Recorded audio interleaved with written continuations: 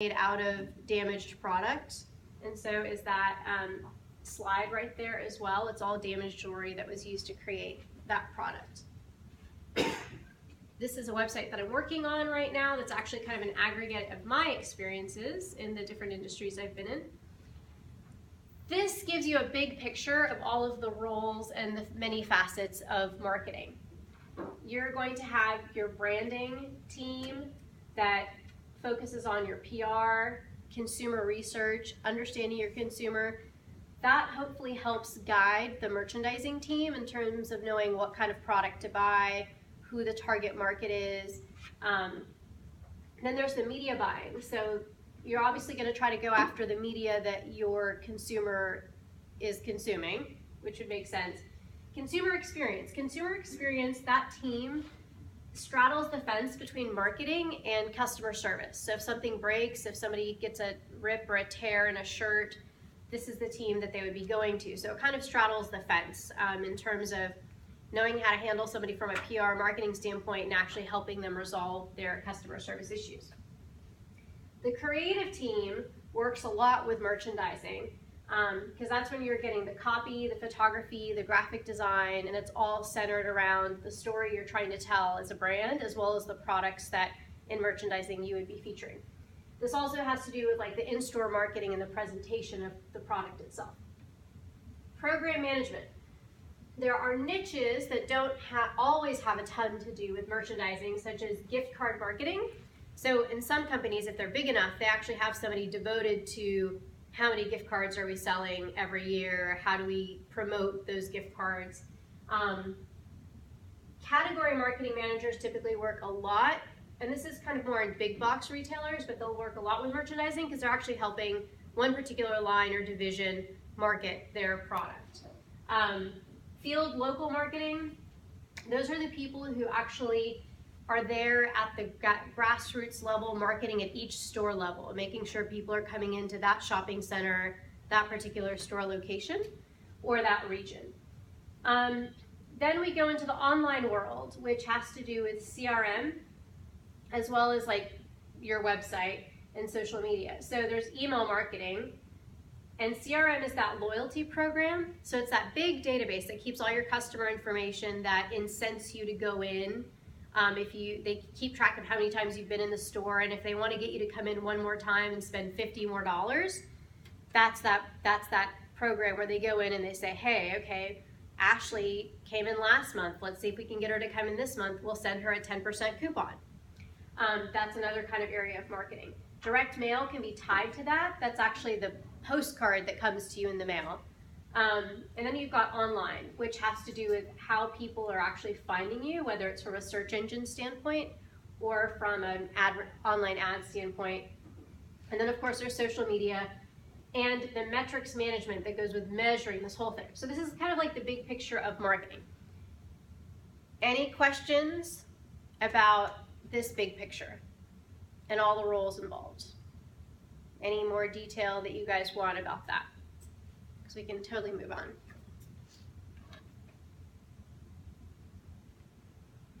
Okay, so this is breaking down kind of where marketing kind of started off, which is the branding and the creative and the traditional media and television ads and magazine ads and doing PR kind of things.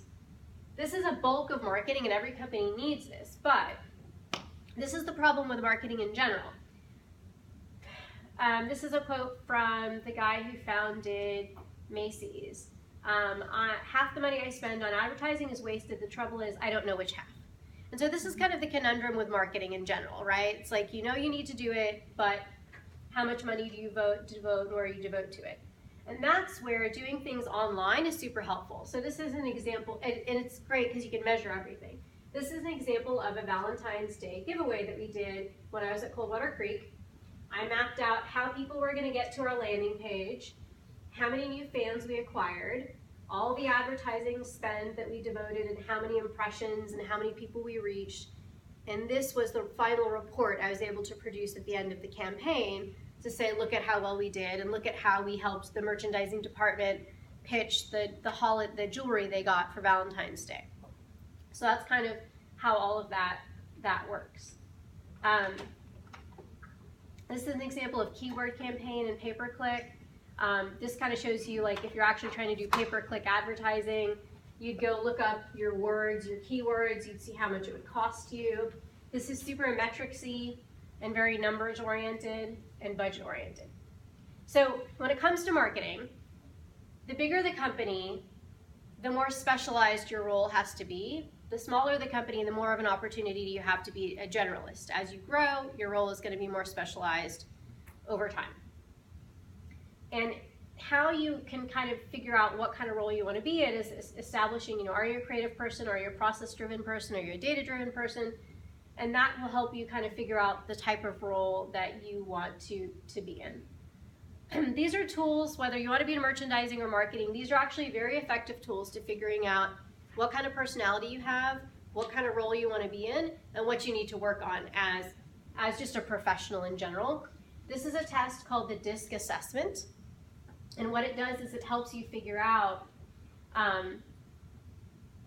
where your strengths are and where your behaviors are and what kind of role you want to be in. So a D in the DISC assessment is dominant. That's going to be a leader person, a person who looks at the big picture, not at the details.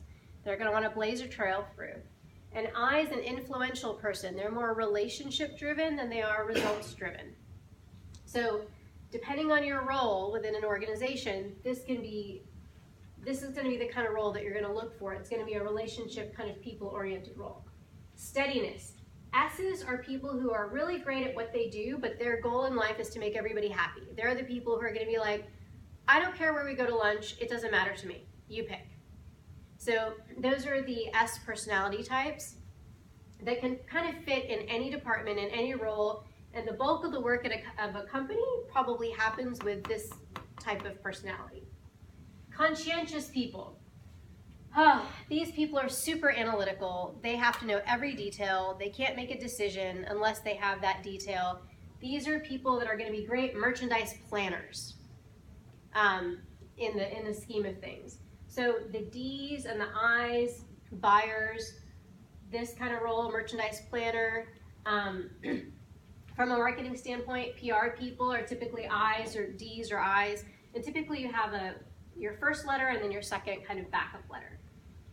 This is another way of kind of helping to evaluate as a professional what your strengths are and where you fit within the context of an organization. And this goes beyond marketing. So if marketing is not your interest, but you're just kind of trying to figure out what size of an organization you need to be in or where you add value, this Strengths Finder test can help you. It's a book and then there's an online test.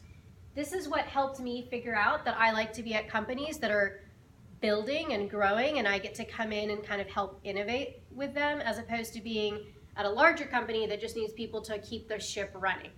And you kind of have to figure out what kind of company you want to be at. Do you want to be at the smaller company? Do you want to be at the larger company? And this was super helpful in helping me get to the bottom of that.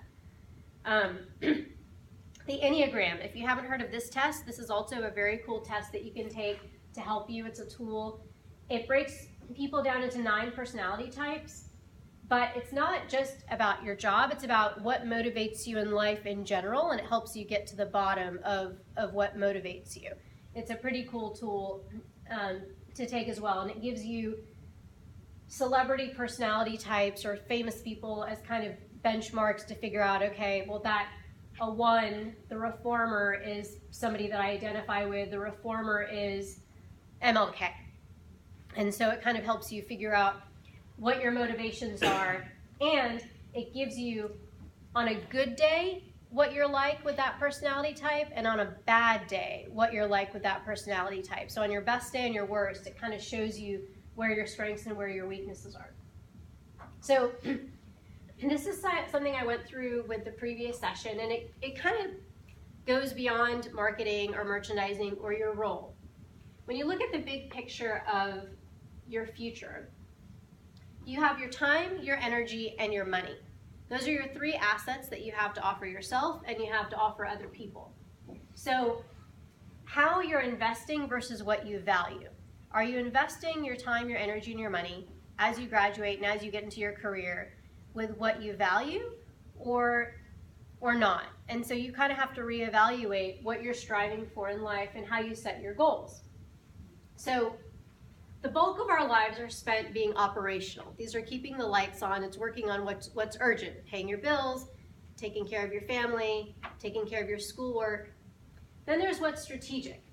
This is the toughest stuff to work on because this is the most time consuming and it consumes the most energy. And you don't want to do this, right? But this is what's going to get you to where you want to be in 10 years. If you don't work on this stuff, you're not going to get to be where you want to be in 10 years. This category is what you're going to have to give up to get here. So you're not going to get to your strategic areas in life unless you eliminate, we only have 24 hours in a day, X amount of days in a year. When you get out of college and you get your job, you're going to spend X amount of hours at work, and then you're going to leave and you're probably going to go work out, or maybe you'll go to happy hour, and then you're going to go home.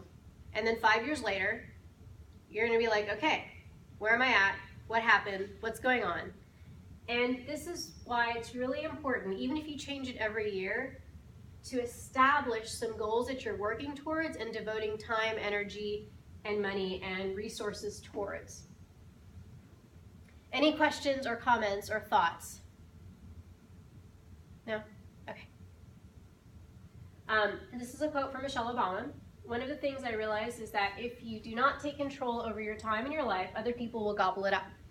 If you don't prioritize yourself, you constantly start falling lower and lower on your list. Which leads me to the second part of what I wanted to talk to you guys about.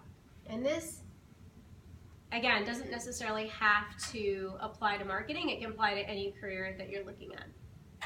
Go through this stuff again. So regardless of what you do, regardless of how good you are, only gets you part of way to your goals. How you're getting there makes the team and your stakeholder, Basically, what you do is only half of what's important in your career. If how you do what you do makes your stakeholders and your team uncomfortable, then you're never going to really achieve your goals. And I say this because in college, you can stay up all night the night before, skin of your teeth, get something done. You can not crack open the book for the first time until the night before a test and still ace it the next day. And nobody cares because you aced the test, right? The only thing that matters is the results. When you work for a company, how you do what you do is just as much important to the company as the results that you get. So if you make your boss uncomfortable, if you make your team uncomfortable, then you're not gonna get promoted. You're not gonna get to where you need to be as quickly as you could. I'm not saying it's impossible. So it's also how you get the job done is as representative of your brand as what you do. So when you think about yourself as a brand and what you stand for. So here's 5 ways to win at how. Manage your emotions. So a positive attitude opens doors and builds relationships. Accept feedback with an open mind and grace. Feedback won't kill you. Other things in life will kill you, but feedback will not kill you.